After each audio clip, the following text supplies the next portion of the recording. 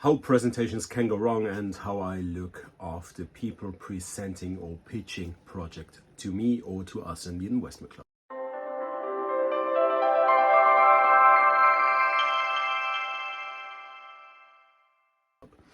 Welcome to Unfair Crypto Advantage. First of all, sorry for this background. All offices are occupied, so I can't take a video there. So welcome in our coffee kitchen. I want to talk to you today about a special thing, something special that makes me feel being strange.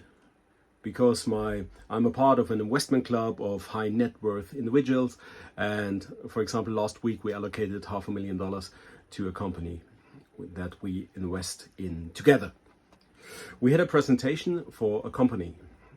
In my investment club, I am the grumpy Smurf. I'm the German. I'm the one who always is offended by small things. So that said before as a disclaimer, so maybe you understand me. So what do I expect from a crypto company? To pull off a crypto company, you need two skill sets. The one skill set is you need to be tech savvy.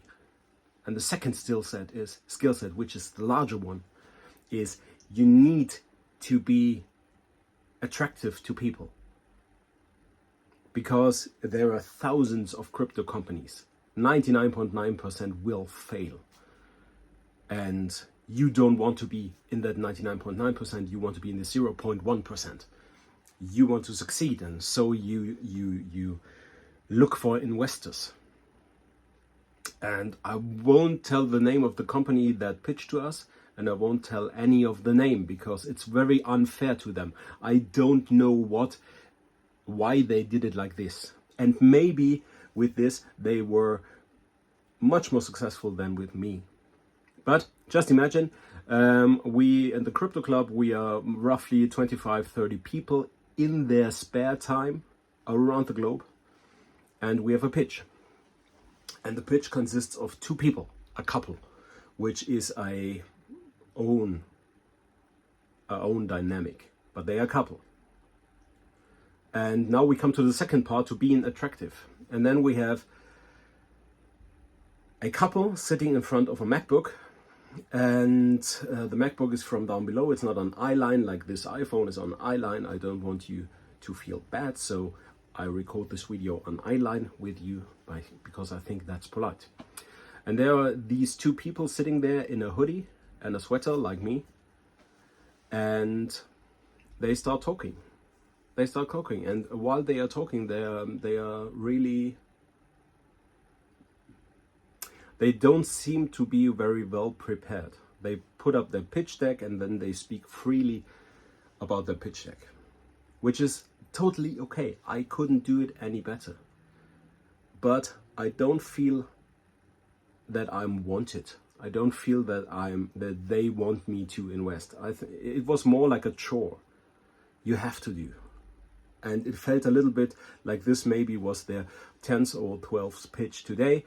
And it wasn't a pitch. It wasn't an elevator pitch. It wasn't something that was trained before. It wasn't something that was constructed before. They freely spoke from their soul. Some of my fellow investors found that very natural, very positive. I found it extremely negative. Because they literally said nothing that wasn't readable from the pitch deck. And I hate presentations where one reads loud and the others read silent. So I think that's a bad presentation. And now we come to the tech savviness. The presentation began with a PDF exported from Keynote. Keynote is the PowerPoint of Apple. And the first thing was upside down. The first slide was upside down, which is quite easy because there's a shortcut. That's a Command key plus R. Maybe they hit the shortcut and the page flipped upside down. Usually it flips 90 degrees wise and you can reflip it. And the tech savvy founders of this company said, oh, I have no idea how this could have happened. Ha ha ha, it's so fun. The presentation wasn't even on full screen. Everything was unprepared. And what especially offended me in a way was that I'm not used to this laptop because on my laptop the battery died. So you want me to invest, but the wish to be invested is not as big as to check a few hours before if the battery is on. And a presentation from a battery, we all have laptops, we know how quickly the battery can be drawn out. So not only that you present from a laptop that is plugged to the how do you call this in English? With a power brick plugged into the wall. I don't know how it's called. You not only plugged your laptop, you didn't plug the other laptop. So don't get me wrong.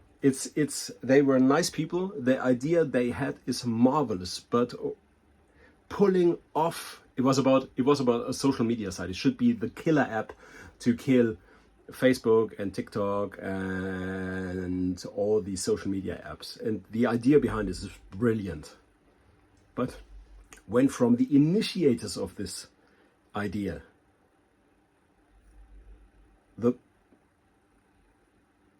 the rotating of a slide and the charging of a laptop battery is already beyond their technical capabilities, all the things that they give a fuck about, then it's not very likely that they are in a 0.1% that will succeed. And now I need to know from you, am I just a German prick who takes too much weight on this, or I think I'm right? To my background, I was born 1975, so I'm now almost 70 years old, plus minus 25. Maybe I'm just an old guy grumping about a new society that I don't understand, or I have a point in this. And I think I'm correct. And I don't, as an example, I had an appointment in November in London with a very well-known guy and had a 30-minute appointment with him. The problem was that I flew from Munich to London with my wife, and the airline company decided to send my suitcase somewhere else. So I didn't have a suit for this appointment. But the guy I met is always dressed nicely, always dressed sharp. So I went into some it was not a tailor, it was something made to measure. They take your measurements and then they make you a suit that fits. And I did that in the remaining 14 hours before the appointment. I went into the next job, said, I have a difficult body and a very important appointment. I need a proper suit and I need it in 2 hours. I explained the situations, and these guys were very, very nice, very, very helpful, and made me a made-to-measure suit in 3 or 4 hours. I could pick it up the next morning. This all was an effort about slightly above £1,000 for a 30-minute appointment. And I think that is what you should do. You should do this. Everything else I consider as impolite. I could have come there with my fucking sweater here and could have said, okay, my suit got lost, but what would I have said? I would have said that you're not so important for me that I would buy a new suit. And maybe he wouldn't have cared if I would have come into a Christmas sweater. I do a lot of presentation on stage. I do a lot of presentations in front of private clubs, and these presentations get trained. I train every presentation. I record myself giving the presentation, and then I rehearse myself. I make notes where I made too much errors, where I made too much ahs, ers, and ums. I rewrite my sentences until I can record this, until I can recite this at 3 a.m. in the morning when someone should call me and say, give a presentation. I'm not a natural in talking, as you see on this video. Okay, just let me know with all my gibberish, what's your opinion? If someone pitches a company, should he be dressed up nicely and should he be prepared? Or is it better to go completely unprepared into a presentation and show the people that you are presenting to who you really are, which is also a nice thing. So let me know, prepared or unprepared into a presentation. Thank you very much. This is Jens Krautheit from Unfair Crypto Advantage. Thank you for your time. Thank you for listening. Bye-bye.